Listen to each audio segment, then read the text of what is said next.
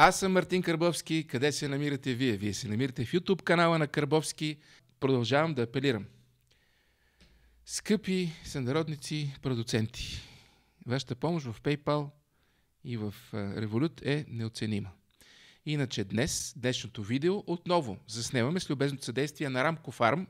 Показвам ви пак хранителна добавка неокартелин, която аз всеки път, като я показвам, я взимам, защото я ползвам. Продуктът благоприятства за нормализиране на кръвното налягане, подходящ за хора с сърдечни проблеми и се продава в аптеките без лекарско предписание. Бързам да ви кажа, че днешният ни гост е американец. Да не прекаляваме с руснаците, както имам такива съвети, вие ми давате.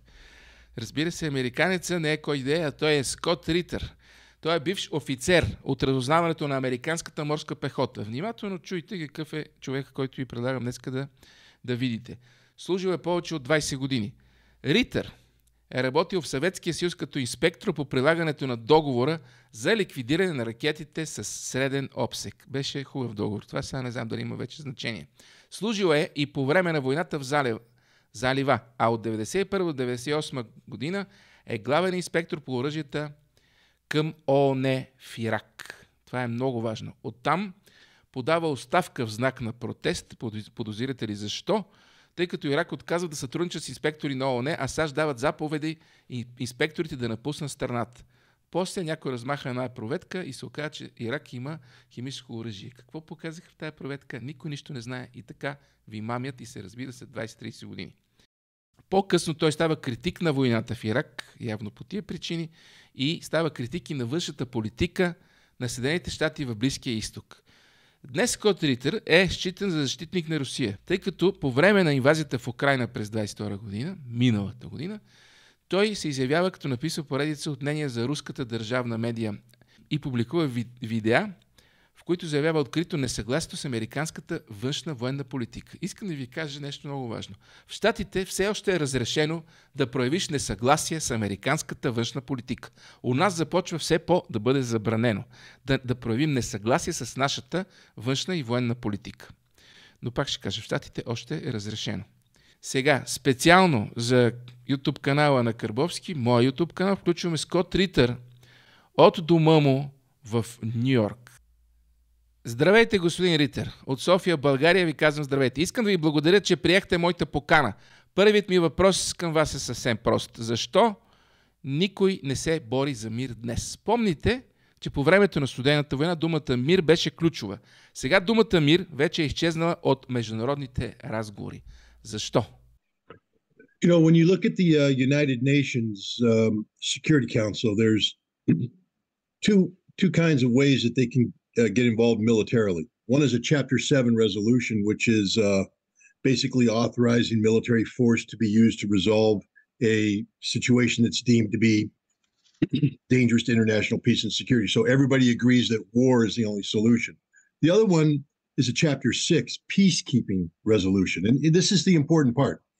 In order for a peacekeeping resolution to work, all parties must agree that peace is the answer.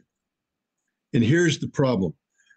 This war has been sold to the world by the United States and NATO and its European allies as an unprovoked act of aggression by Russia against Ukraine. And so when people think about a peaceful resolution, the concept of peace requires Russia to acknowledge that they are in the wrong, and therefore Russia must make amends to the world in order for there to be peace. But the Russian perspective is completely different. The Russian perspective is that this is a war that has been thrust upon them by an aggressive America, an expansive NATO. So unless you find a common language, see, peace requires a common language. If you and I are going to make peace with one another, we must be able to agree on certain things, such as I can peacefully coexist with you and you can peacefully coexist with me. Right now, there's no way Russia could peacefully coexist with Ukraine, and there's no way NATO, as long as Ukraine is seen as a proxy for NATO to engage Russia militarily, can peacefully coexist. So there is no language of peace. So therefore, there is no chance of peace. And this conflict, unless things change, can only be resolved by war. Казвате, че имаме две гледни точки, две перспективи. Но коя е правилната? Well, here's a very difficult question. As somebody who's been to war, I will tell you that almost under no circumstance can war be the right answer. Almost no circumstance can war be the right answer. Because war kills people. War destroys things. And this is irreversible. Death is forever. And there are too many human beings who deserve to live who are being killed on both sides of the conflict. So under normal circumstances, you would say that peace is the only option.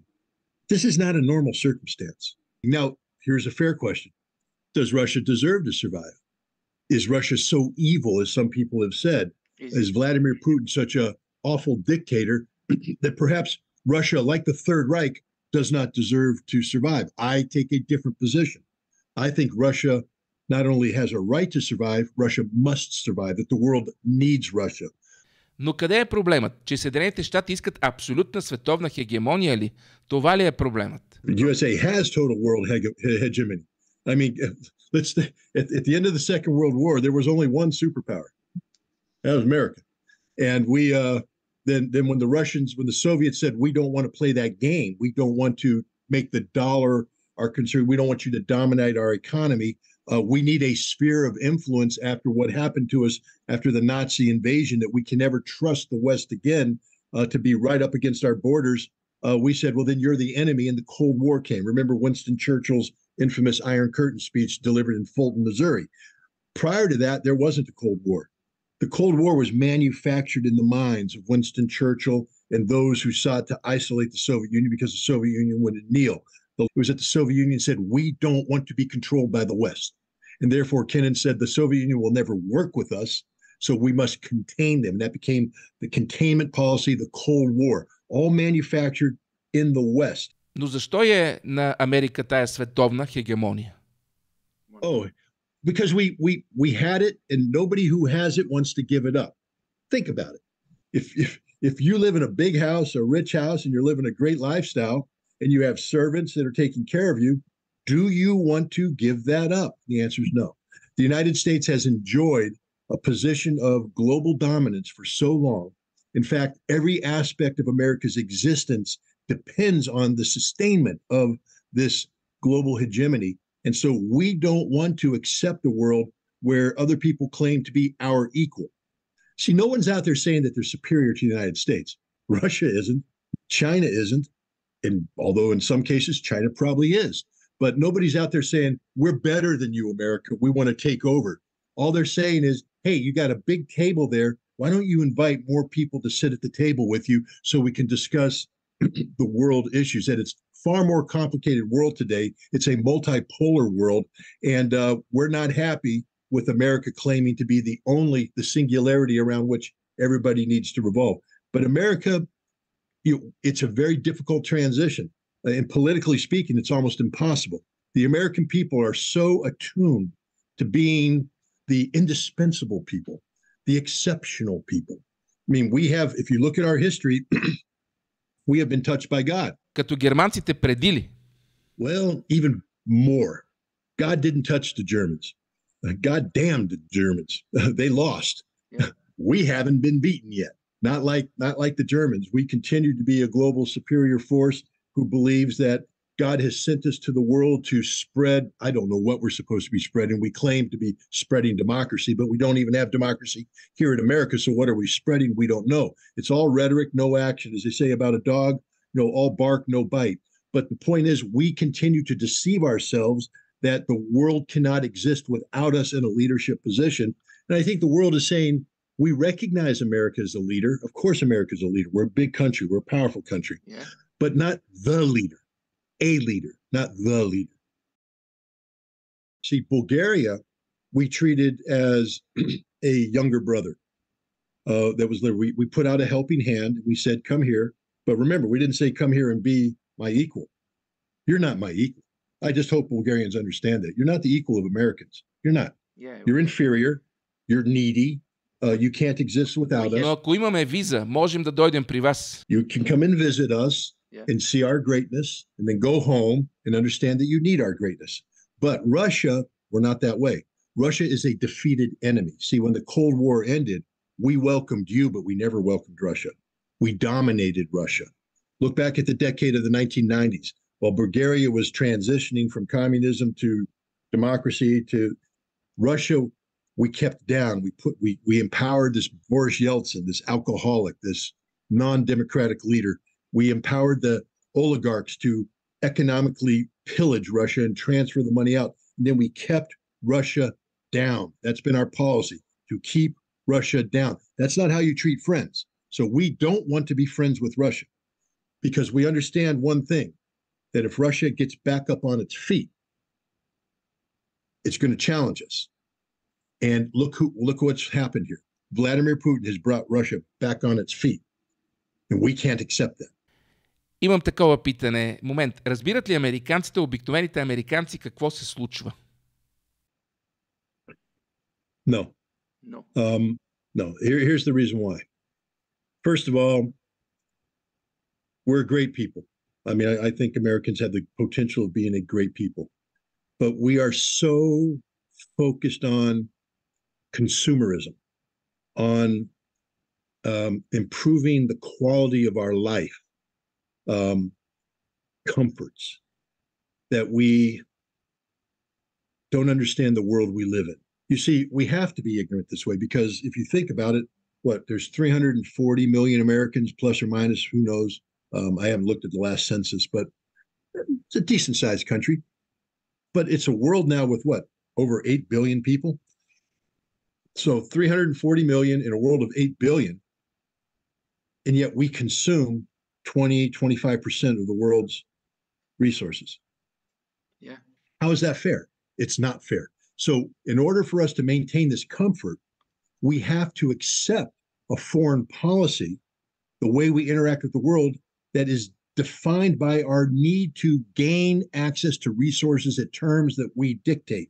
And if any normal human being thinks about that, they would be sick, because what it is a master-slave relationship with the world, a colonial power with colonial subjects. That's the reality. Bulgaria, you are a colonial subject of the United States. I hate to say it. Не ви чух, кажете го пак. България е какво? A colonial subject of the United States. And I dare you to challenge that. You can't. We didn't know. But you are now, just like the rest of the world. So now, the American people, we can't focus on that, because it's un-American to think that way. We believe in freedom. We believe in liberty. We believe in rights. The fact that America views Bulgaria as a colonial subject, and you are a colonial subject. If you look at the relationship, you do what we ask you to do, and you support what we need. So for the Americans to accept this, it would be revolting for most Americans. Because we believe that we are freedom, equality, etc. So rather than focus on this, we allow ourselves to have our minds shaped by a mainstream media that receives the dictate from the government. So we are told that this is about freedom, this is about democracy, this is about liberty. And then we accept. The other thing that happens there is we have to accept at face value without questioning when the government says these people are bad. Give you an example. Iraq and Saddam Hussein. I'm not going to sit here and say that Saddam Hussein was great, but I am going to tell you that Saddam Hussein was not the man that the United States portrayed him to be. But Americans, instead of asking questions, we accepted everything at face value. And it's the same thing with Russia and Vladimir Putin. Today, we have taken this nation of Russia, which is 158 million people, and we have wrapped it into one person, Vladimir Putin. Everything is Putin. Putin, Putin, Putin, Putin. We don't talk about Russia. We don't talk about Russians. We talk about Putin. And we don't even get Putin right. We've simplified him into an autocratic dictator. That's it, the personification of evil. В България има хора, които искат да разположим ядрено оръжие във Варна, в Черно море. Какво мислите за това? Anybody who is saying they want to bring nuclear weapons into Bulgaria means we are suicidal, and not just personally suicidal. I don't care if you want to jump off a bridge. I will try to stop you because I respect human life. But if that's your decision, eventually you're going to do it. But when jumping off the bridge kills everybody, that's a problem for everybody. There's no reason for you to have nuclear weapons. Russia does not threaten Bulgaria at all. Russia has no territorial aspirations with Bulgaria. Russia wants good relations with Bulgaria. And if Bulgaria were to, for instance, we talked about a general nuclear war. One way to help, even though it won't help you, but to make sure that Bulgaria isn't a nuclear target, is don't put nuclear weapons on Bulgarian soil. Yeah, it's if you put nuclear weapons on Bulgarian soil, you will be destroyed with nuclear weapons if nuclear weapons are ever used. Let me put it this way. For all the Bulgarians that say we're not happy with that, there is a solution. It's called arms control. And it's very difficult right now to talk about arms control because of the level of hatred that exists or mistrust that exists with Russia. But that hatred and mistrust comes from your government, not the people. And maybe there might be a movement in the United States. Maybe it might manifest itself in June of 2024. Maybe it might manifest itself in the way of a 1 million person march to put pressure on the U.S. government, like it happened in June of 1982, that led to the Intermediate Nuclear Forces Treaty, etc. Maybe. And you know what? If it does happen, I would invite every Bulgarian who believes in peace and disarmament to go out in the streets, not a violent protest, a peaceful protest, not against something, but for disarmament. A demonstration in solidarity with everybody else who would come out in the streets that day and send a signal. We don't want to die in a nuclear holocaust. We want to live. We want our children to live. We want our grandchildren to live. And the best way to guarantee this is to get rid of nuclear weapons. And the best way to get rid of nuclear weapons is to engage in arms control talks, especially between the United States and Russia. Right now, they aren't talking. And I think the more people we could put in the streets to say, we want you to talk. We beg you to talk. Please talk. And if we had people come up in solidarity everywhere, that could be something.